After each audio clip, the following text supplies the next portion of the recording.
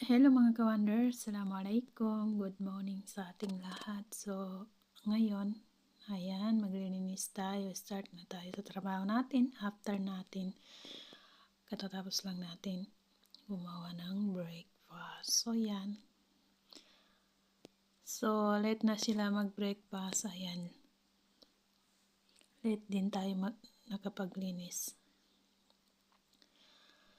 So, ganito yung mag-isa lang sa malaking bahay. Lahat kinakaya. So, yan mga ka-wonder. Dito muna tayo naglilinis sa baba. After yan, pupunta tayo sa, aakyat na naman tayo sa taas mamaya-maya. Pagkatapos natin dito sa baba.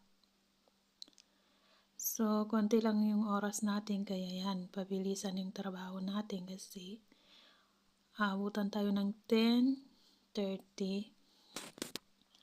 So, magluluto pa tayo ng breakfast. So, yan mga ka-wonder, nag-prepare tayo ng breakfast. So, yan, panoorin niyo kung anong ginagawa natin.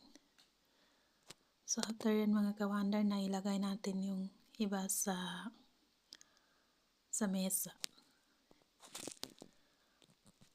So, mamaya-maya, pagkatapos ng dinner nila, so nag-prepare naman tayo para sa mamaya, ng merenda nila na chai.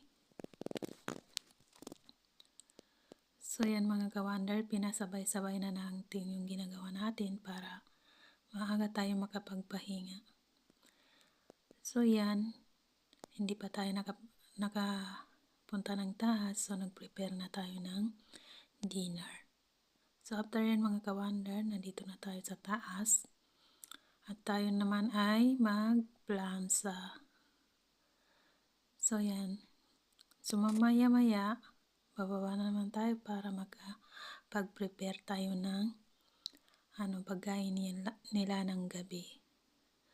So, habang hindi pa dumating yung oras natin, so yan, magplansya muna tayo at maglaba.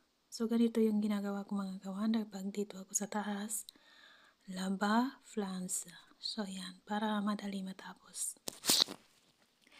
Mabilis matapos, magan mapasar.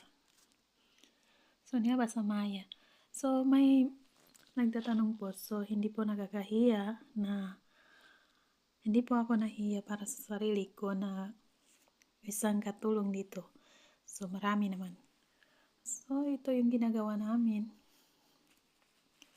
At hindi po